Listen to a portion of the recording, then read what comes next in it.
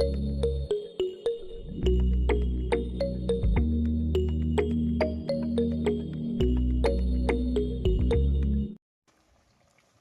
yun mga kalaga, mawag pa lang, umaga pa kasi 11 o'clock pa lang. So actually tapos na ako magluto. No? Ay, ano ko lang yung gata.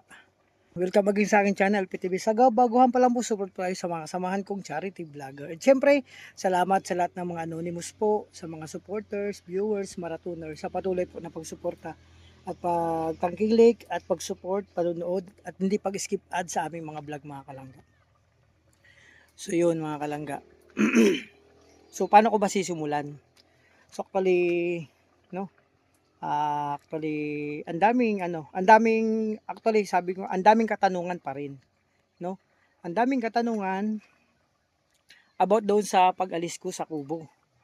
May mga tanong, meron ding mga tawag nito, hindi tanong yun eh. Kumbaga parang panghusga, parang ganun. Siyempre, di naman may iwasan yun, nasa social media tayo. Ang akin lang, kaya po ako gumawa nitong vlog, no? Kasi yung nakaraang vlog ko, siguro ang iba hindi nakapanood pa nun. Hindi nila alam ang isa sa mga reason kung bakit ako'y umalis sa Kubo. So, napanood ko yung vlog ni Kuya Mario about kay Justin, dinalaw nila sa Kubo. So, tama naman, di ba?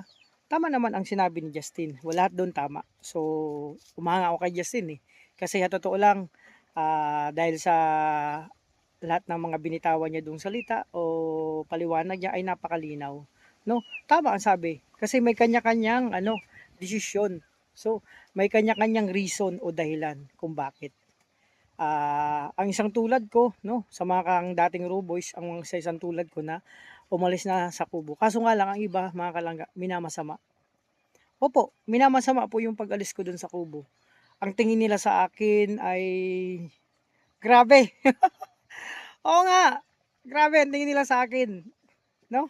Andun na naman daw yung walang pagrespeto, andun na naman daw yung um, tawag nito, um, walang pagmamalasakit, o walang utang na loob. Grabe naman mga utang na loob na 'yan.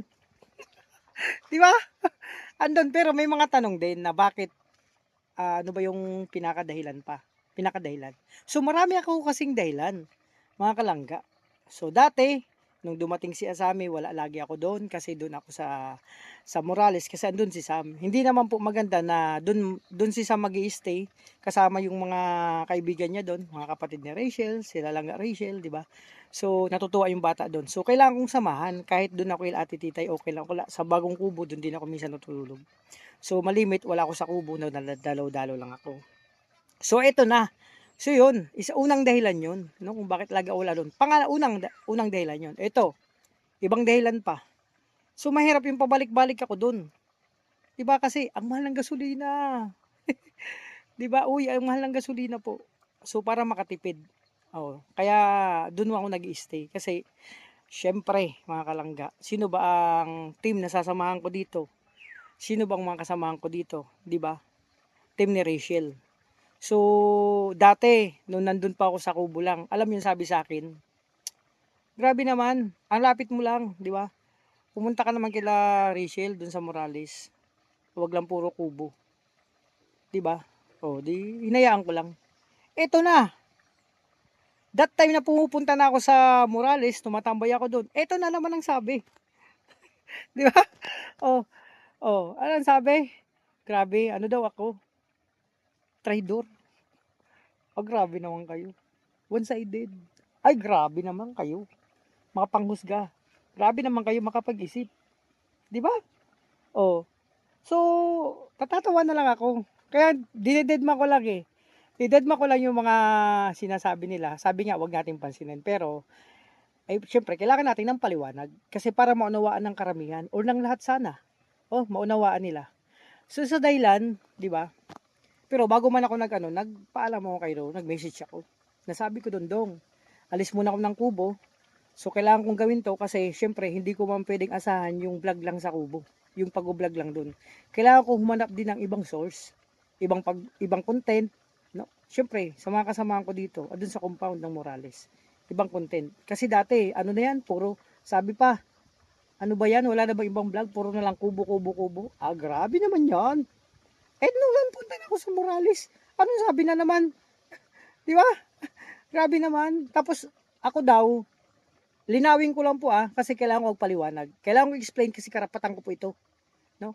Ang sabi na naman sa akin, nung papunta-punta ako doon sa kabila, ganon, sa kubo, sa ano, ang sabi sa akin, ang tingin nila sa akin, namamangka daw po ako sa dalawang ilog. Hindi nyo ba naunawaan kung bakit ako, yung sa hashtag ha, sabay-sabay na natin. Hindi ba naunawaan ako, support ako sa dalawa. No? Kay Ruel at kay Rachel. Kasi hindi po mabubuo ang community ng Rochelle kung isang tao lang. Isipin mo isipin mo sa hindi nakakaunawa isipin nyo. No? Sa puro lang kayo may masabi, puro lang kayo may mamema, no? Puro lang kayo may parang, hindi ko alam, may masabi lang kayo. Akala nyo kung sino na kayo, di ba? Pangit yan. Isipin nyo yung bawat sinasabi nyo sa isang tao. Kung totoo ba kung yun ba ay totoo. Isa pa kung nakakasakit kayo, di ba? Oh, grabe naman kayo. Hindi po ako namamangka sa dalawang ilog, no? Kung bakit ako nandun sa Kubo at nandun ako kay Ray sa compound ng Morales. Support po ako sa dalawa. Wala akong pakialam diyan sa mga nagsasabing one-sided, no? Wala akong pakialam diyan basta ako doon ako mag-support sa dalawa kasi nabuo po tayong lahat, hindi lang sa isang tao. Ang Rochelle community nabuo sa isang tao. Pero sa nangyari sa atin, pwede nyo naman iparamdam. Pwede nyo man ipadama nagsusupport ka kay Roel, kay Rachel. So nagsusupport ka sa dalawa. No? Pwede nyo ipakita, piniparamdam, basta yung ginagawa nyo ay nasa tama lang po. Wala kayong inaapakang tao. Wala kayong sinisiraan. No? Wala kayong, kumbaga, lahat ng ginagawa nyo dun sa dalawa o sino man sa mga kasamaan mo, nagre-respeto ka. Ginagalang mo sila. Dawin na magumalaw ka, dawin na magsalita ka, 'di ba? So, isa pa sa dahilan kung bakit wala ako doon, yun nga. So, nagtingin-tingin ako. Sabi ko nga sa inyo, hindi ko pwedeng asahan yung pag-vlog ko. So, abangan nyo lang po sa darating. No, siguro ko by next mausunod. Kasi meron akong naisip na plano. Siyempre, pwede nga, isa kong plano, mag-apply akong trabaho dun sa Dait, bukod sa nagbablog. O kundi naman, may konting puhunan, makaput up ako ng konting negosyo, malit na negosyo. 'Di ba? Kaya, pag dun kasi sa Kubo, sa Alawihaw, yung gusto kong i-put up na negosyo, wala na akong pwesto doon. Tapos wala mang dong, kumbaga, hindi man daanan, sa sulok. Tapos dun sa kanto, mayroon naman nakapisto. Wala talaga.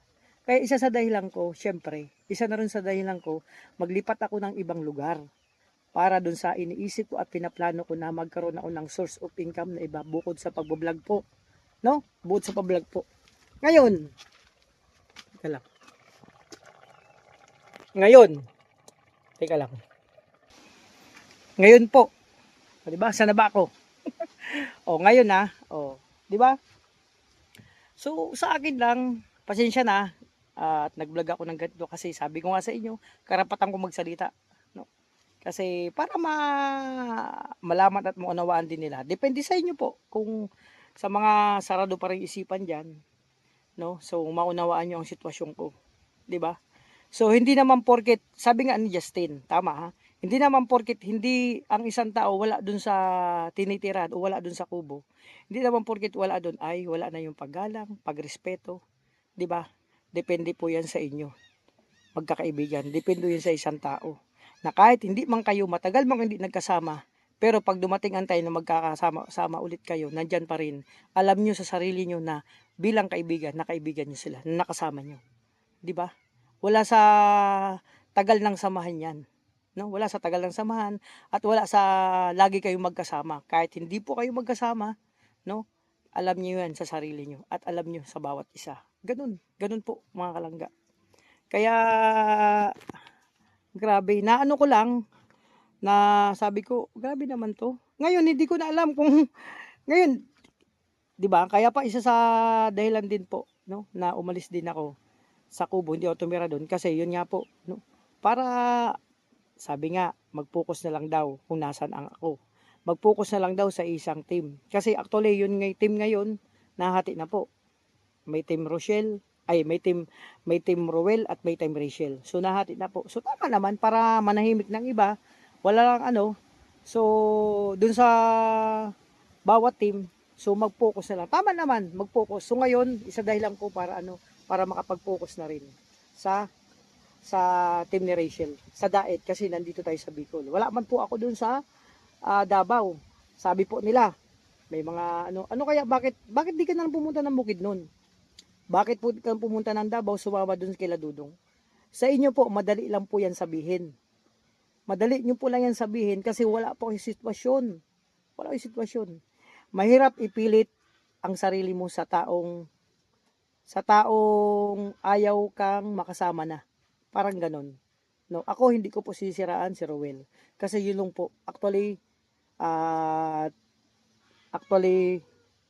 nung nagpapunta ako sa Davao, nagpaalam mo kay Dudong na doon sa birthday niya. Pero, nag-message na po yan sa akin si Rowel.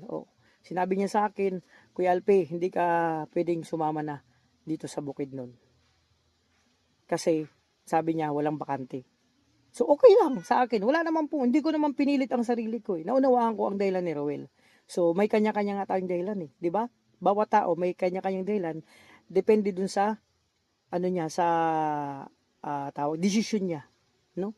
Lahat ng desisyon ay may dahilan. So, yung reason ni Dudong. So, bakit ko pa ipipilit ang sarili ko? Wala nga bakante. So, sa inyo po, madali lang sumabi. Grabe. No? Madali lang sabihin na, bakit sumama? Sumama na lang kaya ako. Hindi po ganun kadali. Hindi po ganun kadali. No? Pero, andun pa rin lagi ang respeto natin. Ako, respeto ko. No? Sa mga kasamahan ko. No? Sino man yan, andyan pa yung respeto ko. Kahit hindi ko kasama. Kahit hindi ako kasama ngayon. Kahit sino man. So, wala sa vocabulary ko yung mga pa-segwi-segwi na yan. Di ba? So, yun po, no? Kaya nga sabi ko, okay, magpaliwanag ako para iba talaga, hindi, siguro yung iba dun sa nakaraang vlog ko, hindi nila napanood yun. Tiningnan na lang yung thumbnail, tapos yun, di tapos. Kasi kung tatapusin yung isang vlog, lalo na dun sa mga vlog na ganitong paliwanag, maganda mas maunawaan nyo po. Para yung lahat ng iniisip nyo, lahat ng ikino-comment nyo, or kasi minsan, nagre lang tayo dun sa umalis na, halimbawa. Ako, umalis na ako sa Kubo. Ang sabi, wala daw utang na loob. Iniwan ko na lang daw doon, basta-basta. So, hindi nila alam. Hindi nyo po alam, nagpaalam po ako. Kahit walang reply yan sa akin si Dudong, pero nabasa yung comment ko. Kasi busy man siguro yan. So, at least nagpaalam po ako na hindi na muna ako doon. Dadalaw-dalaw na lang po ako doon. So, ang plano ko nga, hindi na ako mag-vlog, dalaw-dalaw na lang. Pero depende po yan, no? Kasi wala naman sigurong masama kung mag-vlog. Kaso, baka isipan na naman nila, ay si Kuya Alpin namamangka sa dalawang ilog. Hindi po ganun. Huwag tayong mag-isip ng ganyan kasi hindi po tayo makakausad yan. Hindi po kayo makakausad yan kapag lagi ganyan ang iniisip nyo. No, lagi ganyan ang pananaw nyo sa buhay. Hindi kayo makausad yan. Simplihan lang natin ang buhay. Pero importante, yung masaya at nirespeto natin bawat isa. At inuunawa. Kung ayaw nyo, di wala naman pong problema. Basta sana, no? Sana ay wag tayo basta-basta parang magsasalita na hindi naman natin alam kung anong sitwasyon. So madali lang kasi sa atin magsalita kasi lalo natin wala po tayo sa sitwasyon. Pero kung nandun tayo sa sitwasyon, ay doon yung malalaman o kaya panoorin nyo po yung tapusin nyo po yung mga vlog na paliwanag, mga ganun, para mas maunawaan nyo po, no? Kasi di ko alam kung i-upload ko to kung itutuloy ko tong vlog na to, di ba? Kasi syempre, totoo lang yung mga basher, yung mga sarado sabi nga ng iba, hindi na sila magbabago. Kasi sarado na isip nga nila. Sarado nga utak di ba? Masaya sila na pinapatulan. Masaya sila na merong nasasaktan. Sabi sa ibang comment. So, wala na. Hindi na magbabago sila. Basher nga So, para naman po sa akin, wala pong taong na hindi kayang baguhin ang sarili nila. Lalo na dun sa may ginagawa silang mali. Tama po ba ako? Lahat ng tao. Diyos nga, di ba? Si Panginoon nga natin ay nakakapagpatawad. Kasi actually, siguro yung mga taong sarado isip at lalo sa mga basher na hindi pa rin titigil, bash doon, bash dito, 'di ba? Actually, wala man sila sa sitwasyon, no? siguro meron silang taong ano, may kinikimkim silang galit. Hindi pa rin sila nakakapagpatawad sa sarili nila. Mayroon silang isang tao na kinakagalitan na hindi nila mapatapatawad. Ngayon, dahil sa may dinadala sila, lahat ng nakikita nilang puro na lang tulad niyan, okay lang sa akin, parang ganun na mag-bash. Sige, kung anong sasabihin ko, wala akong pakialam sa'yo, kahit masaktan ka, kahit madurog ka, kahit maapakan kita sa mga sinasabi ko, sa mga kino-comment ko. Pero wala ka naman alam sa buhay ng isang tao, dun sa ibinabash mo. Pero bakit yung nagagawa yan? Dahil meron nga dito, hindi nyo pa natatanggap sarili nyo o hindi nyo pa nagagawang magpatawad. No? Gawin nyo, magpatawad kayo. Patawarin yung mga taong nagkasala sa inyo.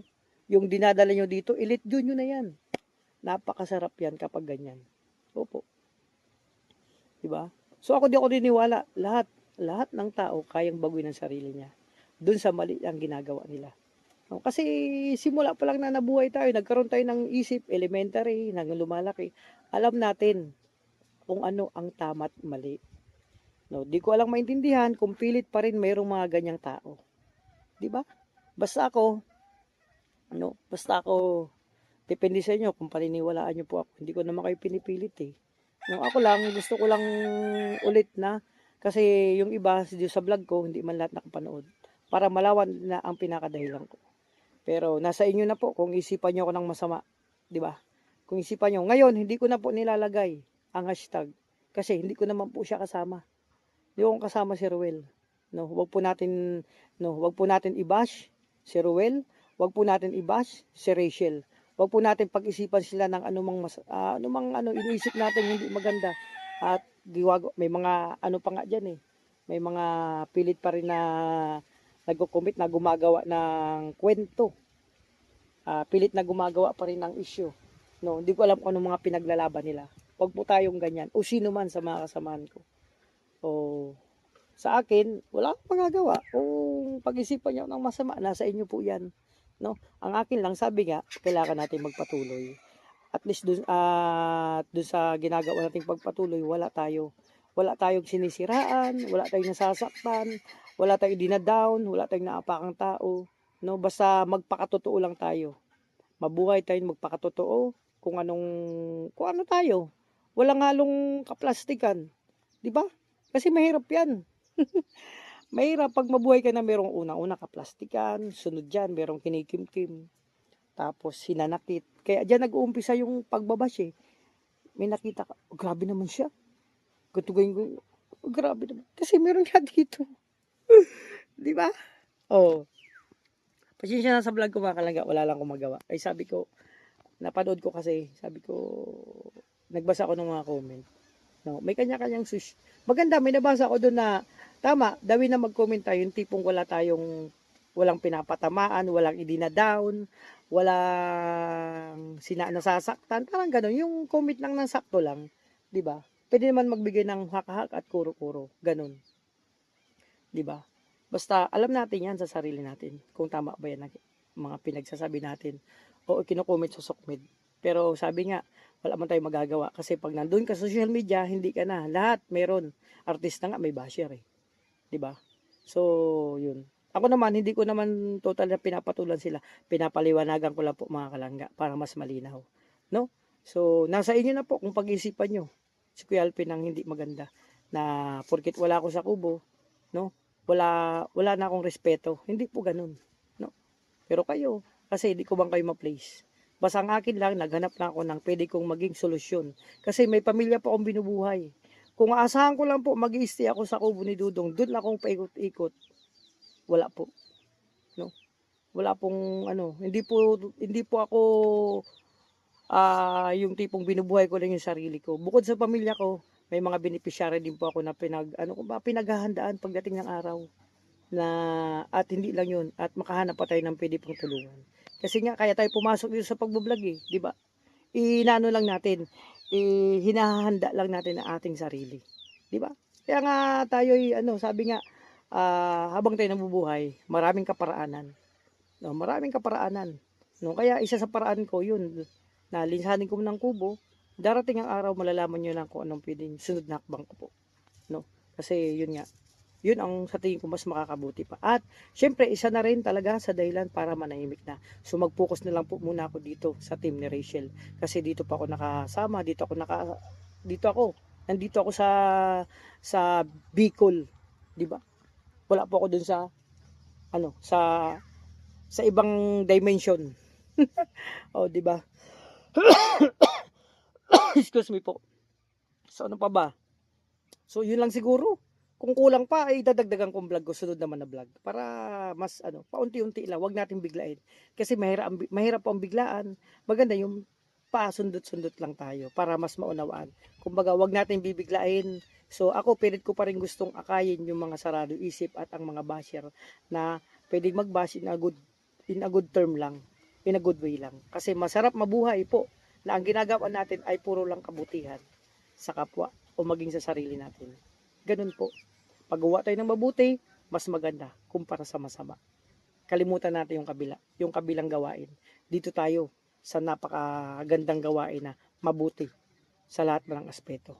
So gayon mga kalangga, hanggang dito lang muna aking vlog. Ay sana'y mabuksan ang puso't isipan ng mga sarado ang isip, no? So hindi ba natin, kung sabi ko, hindi ko kayo pinipilit na magbago, pero subukan nyo. Mas masarap mabuhay na wala kang hinanakit, wala kang dinadalang sakit o bigat sa dibdib mo. Masarap mabuhay na, sabi nga, masarap mabuhay ng isang mabuting tao kaysa dun sa magpakasama tayo. Diba? So again, maraming salamat. Sana'y laging nasa mabuting kalagayan lahat ng mga minamahal nating kapamilya sa YouTube. Maraming salamat. So pasensya na sa vlog ko. So ito muna kasi para mas malinaw sa lahat ng mga hindi pa nakakaunawa, no? Kung anong dahilan talaga. So again, maraming salamat. Ingat po kayo. God bless po sa ating lahat. Bye-bye po. Bye-bye.